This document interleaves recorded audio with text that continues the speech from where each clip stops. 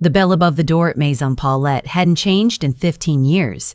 Same little brass chime, same slightly off-key ring, the kind that made you feel like you were stepping somewhere familiar, even on a day when nothing felt familiar at all. I had made that appointment 3 weeks in advance. My daughter-in-law had been pushing me toward her own stylist downtown, someone newer, someone who charged twice as much and offered you sparkling water when you sat down. But I'd been coming to Maison Paulette since the year my husband passed, and I wasn't about to change that. Not now.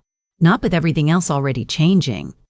I hung my coat on the hook by the door and looked for Greta. She was at the back, finishing up with another client, and she caught my eye in the mirror and held up 2 fingers. 2 minutes. I nodded and sat down in the waiting area, picking up a magazine I had no intention of reading. The appointment was at 11. I needed to be at the lawyer's office at 2.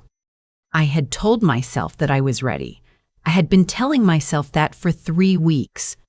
My son had found the place in November, a retirement community out in Kelowna, which, if you're not from British Columbia, is about 4 hours east of Vancouver, past the mountains, into a part of the province that gets real summers and mild winters and looks like something off a postcard. He had driven out there himself, he said, to check it on my behalf. He had taken photos. He had printed out the brochure and left it on my kitchen table with certain lines highlighted in yellow marker, and he had sat across from me with the particular expression he gets when he believes he already knows the answer and is simply waiting for me to catch up. "It's the right time, Mum," he said, "before something happens." Before something happens. That phrase. I had been turning it over in my mind for weeks, the way you turn a stone over and over in your palm without quite deciding whether to put it down. I was 67 years old. I still drove myself to appointments. I still shoveled my own front step in January, though my back complained about it now. I still made my own decisions, or so I had believed. The house on Dunbar Street had been in my name alone since Roland died. 4 bedrooms, a finished basement, the garden he had started the summer before his diagnosis and that I had been keeping alive ever since. Every spring, I put in the same dahlias he planted that first year. Every fall, I cut them back the same way he showed me. The house wasn't just a house. I suspect most people reading this will understand exactly what I mean by that. My son had explained the plan calmly, the way he explains most things. I would sign the house over to him and his wife to avoid probate. He used that word, probate, in the tone of someone who had recently learned it and found it useful. They would hold it in trust, technically, while I moved to Kelowna. They would cover the carrying costs. I would use the proceeds from my RRSP to fund the first year at the residence, just to get established, and then we would reassess from there. It had sounded reasonable when he said it. It had sounded like a plan. I had agreed to meet with his lawyer, not my lawyer, his lawyer, which I should have thought more carefully about, on a Thursday afternoon in February. That was the appointment I was sitting in the waiting area thinking about, staring at a magazine I wasn't reading while Greta finished with her other client. Elaine.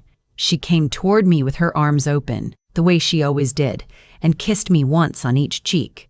She is from Montreal originally, and the habit stuck. "Come. Sit.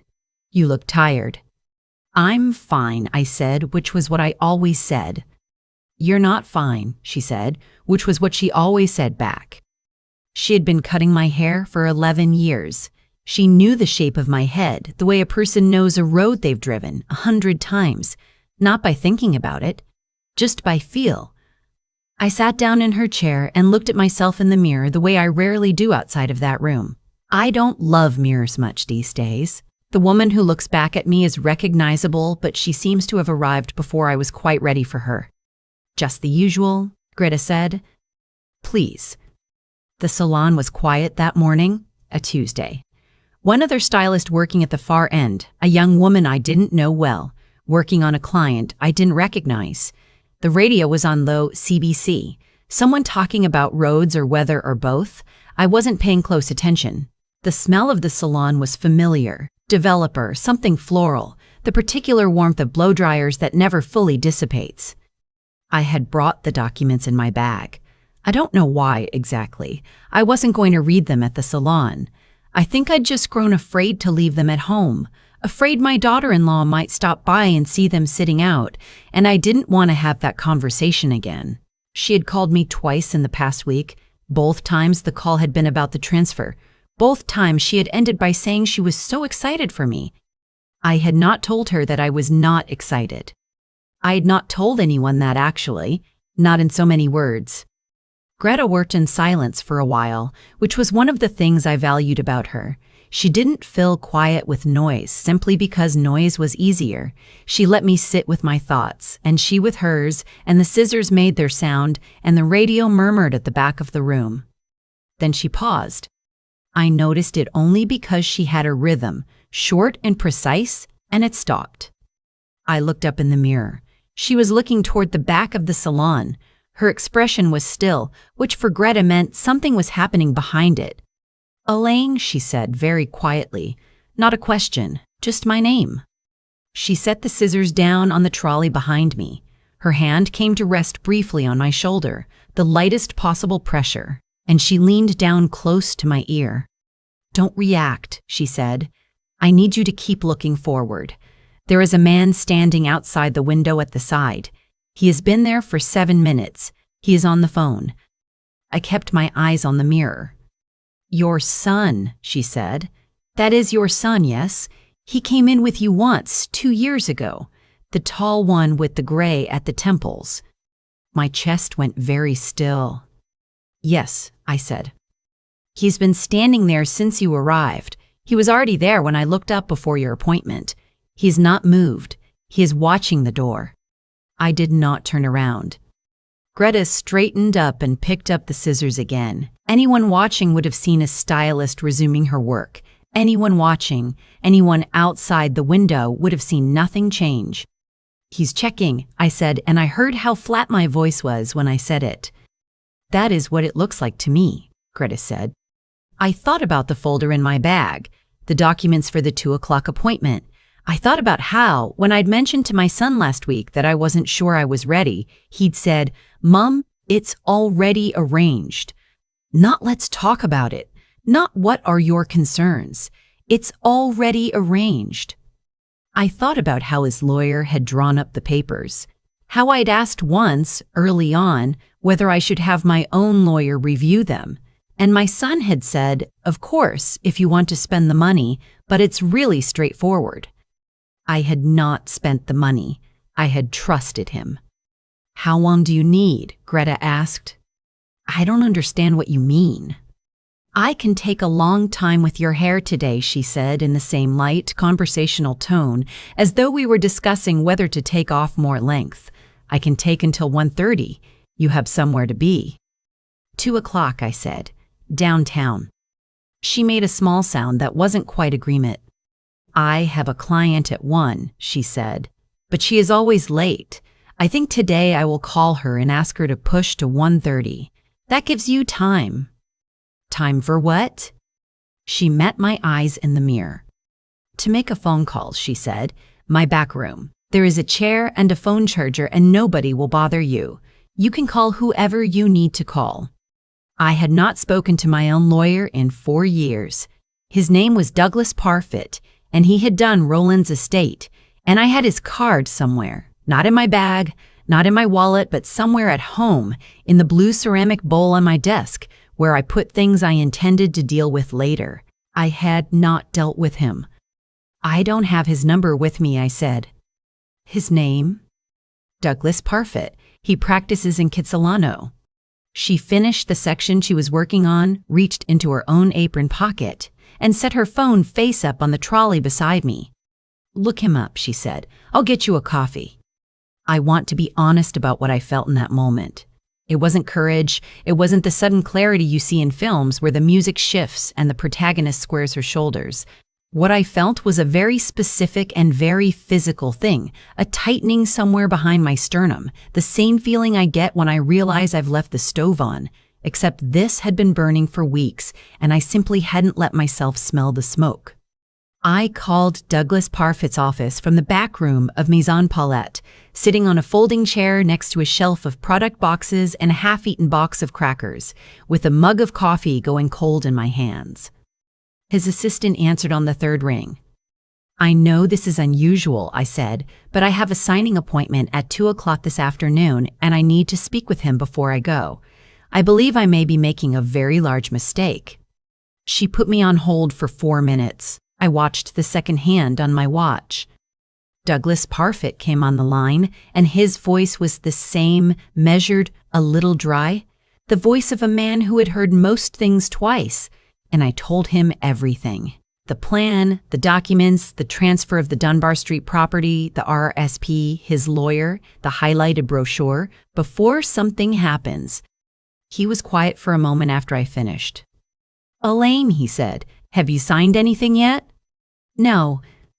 "Good. I need you to not sign anything today. I'm going to have my assistant reschedule 2 of my afternoon appointments. Can you be here at 3? I said yes. He said, "Bring whatever you have with you, every page." I sat in the back room for a little longer after we hung up. I could hear the salon from there, the low radio, the sounds of work, and I thought about my son standing outside the window, watching the door, and I thought about the word he'd used. Arranged. It's already arranged. When you raise a child, you believe, somewhere underneath everything, that you know who they are.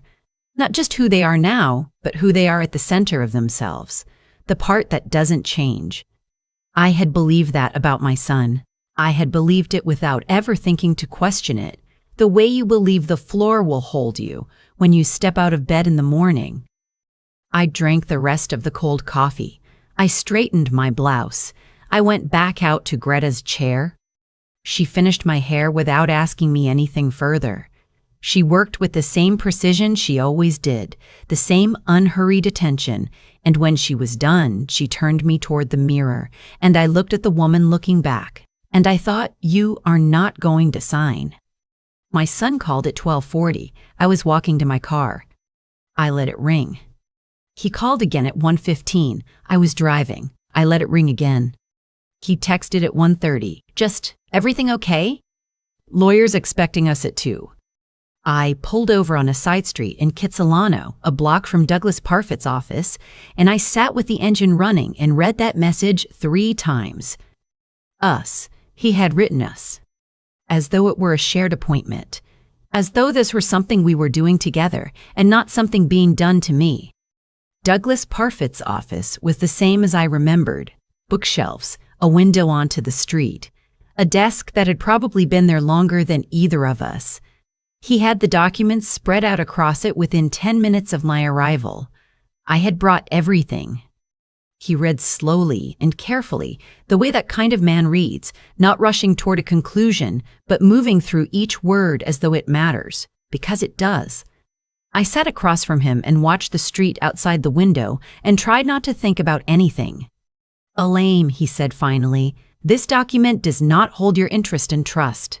This document transfers beneficial ownership to your son outright, with a life interest clause that is worded in such a way that it could be voided on the basis of," he paused, set the page down, chose his next words precisely, "a documented change in your capacity."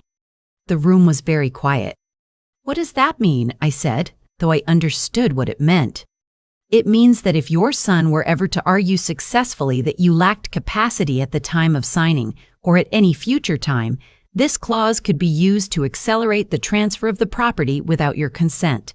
In practical terms," he looked at me over the top of his reading glasses, "you would have signed your house away, permanently, with a mechanism built in to remove even your right to remain in it." I heard the words. I let them settle. "He told me it was to avoid probate," I said. "It would avoid probate," Douglas said. "It would also remove you from any meaningful legal standing with respect to the property." "Yes." I thought about the highlighted brochure, the drive to Kelowna he'd taken on my behalf, the photos he'd shown me of the mountain view from the common room. I thought about my daughter-in-law's voice when she said she was so excited for me, and how I'd heard something underneath it that I hadn't let myself name. "What do I do?" I said. He folded his hands on the desk. "First," he said, "you do not sign anything today, or this week, or without me present." He paused. "Second, I would recommend that we review your current will and powers of attorney. What's in place now was drafted when your husband was alive, yes? Yes. Then there's almost certainly work to do there, regardless of any of this. He took off his reading glasses and set them down. And third, this is not legal advice in a technical sense. This is simply me telling you what I would tell my own sister. You need to be thoughtful about what you say to your son before you have a clearer picture. He does not need to know you've seen me today. I drove home on roads I had driven 1,000 times, through the neighborhood where my children grew up, past the school where I'd stood on the sidewalk with a camera on the first day of every September until they told me to stop. The mountains were showing above the city the way they do on clear February afternoons, white-capped and very still. I pulled into my driveway on Dunbar Street and sat for a moment looking at the house. Roland had chosen the color for the front door, that particular shade of green, not quite forest, not quite sage, that he'd spent 3 separate Saturdays at the paint store deciding on. It was still that color. I had never changed it. I hadn't wanted to. I went inside. I made myself dinner. I sat at the kitchen table where the highlighted brochure was still sitting, and I turned it face down. My son called at 6:17. I answered this time. "I was waiting for you at the lawyer's," he said. His voice was careful, even. "I know," I said. "I'm sorry to have worried you. I wasn't feeling well this afternoon." "Why didn't you call?" I lay down for a while. I had my phone off. A pause, long enough for me to understand that he was deciding something. "The appointment can be rescheduled," he said. "It's not a problem. I'll call them tomorrow." "Of course," I said. "Are you feeling better now?" "I'm much better," I said. "Thank you for asking." After I hung up, I sat for a long time without moving. I thought about Greta, who had looked out the window on a Tuesday morning and recognized a face from 2 years ago and decided, for reasons I will never fully understand and for which I will always be grateful, that it mattered, that I mattered. I thought about the particular courage it takes, for anyone, but perhaps especially for someone who sees dozens of clients a week and could have simply seen nothing, to say something, to say it quietly, without drama, without making a performance of it. Don't react. Keep looking forward. I had the documents reviewed in full over the following 2 weeks. Douglas made changes to my will, established a proper power of attorney with a trusted friend of mine as alternate, and wrote a letter on my behalf to my son's lawyer noting that I had chosen not to proceed with the transfer at this time. My son called twice after the letter was received. The first call was calm. The second was not. He said things I won't repeat here, not because they weren't said, but because they no longer have the power over me they might once have had. I hissed, against urged them with my feet on solid ground inside my own house, standing in the kitchen with the dahlia tubers already ordered for spring.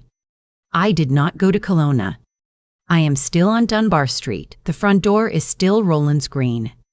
What I know now, what Greta gave me, really, when she leaned down and said my name, is that the moment between being about to sign and not signing is smaller than you think. It is not a dramatic turning point. It is a Tuesday morning. It is a stylist pausing her scissors. It is a folding chair in a back room and a phone charger plugged into the wall and a cup of coffee that went cold while I waited for an old lawyer to come back on the line. Most of the important things in my life have looked like that. Not like turning points, just like ordinary moments that I happen to stay present for. I sent Greta flowers in March. A big arrangement. Too big for the salon, probably, knowing her. She texted me a photo of them sitting on the reception desk and wrote, "Beautiful, like the woman who sent them. See you in 6 weeks." 6 weeks. Same chair, same mirror. I haven't missed an appointment since. I thought about that Tuesday morning more times than I can count. Not the dramatic parts, not the lawyer's office, not the phone call, not my son's voice during that second call when he stopped being careful. What I keep coming back to is something much smaller. Greta setting down her scissors, the almost nothing weight of her hand on my shoulder, the way she said my name, just my name, nothing else. And somehow that was enough to make me stop and actually listen. There's a kind of logic to how things unfold in a life, and it's not always the logic we expect. I had done everything I was supposed to do. I had trusted the people closest to me. I had told myself that trust was a virtue, that giving people the benefit of the doubt was generosity, that asking too many questions was somehow unkind. And for a long time, those beliefs served me well. But there is a difference between trust that is earned and trust that is simply assumed. And I had confused the two for longer than I'd like to admit. That confusion nearly cost me my home, my security, and the last physical thing in this world that still held Roland's fingerprints on it. What Greta had that morning was something I'd let myself go without: clear eyes. She saw what was in front of her and she named it, quietly, without making a scene, without waiting for someone else to say something first. That kind of honesty takes more than good intentions. It takes the willingness to act on what you know, even when it would be easier not to. She could have looked away from that window. She could have decided it wasn't her place. Most people would have. But she didn't. And because she didn't, I had 40 minutes in a back room with a phone charger and a cold cup of coffee and just enough time to change the direction of my own life. I think about what I wish I had done sooner. Not with bitterness. That ship has sailed and I'm not interested in spending what's left of my good years feeding something that only grows if you keep feeding it. But honestly, I wish I had kept Douglas Parfit's number somewhere easier to find. I wish I had asked more questions when the folder landed on my kitchen table with those yellow highlights. I wish I had let myself name the feeling that had been sitting behind my sternum for 3 weeks instead of calling it nerves and moving on. The capacity to see clearly, to ask hard questions even when the answers might hurt, and to act on what you find. Those aren't things that come naturally to everyone, and they don't always feel kind in the moment. But I understand now that protecting yourself is not a failure of love. It is, in fact, one of the more serious responsibilities of a life. Nobody is coming to make the hard decisions for you. Nobody is going to look at your paperwork and notice what you missed. That is your job. It has always been your job. Greta reminded me of that by doing her own job with unusual grace. The dahlias came up again this spring. Same ones. Roland's corner of the garden, same as every year. I stood there in my rubber boots with a cup of coffee and looked at them for a long time. The front door is still green,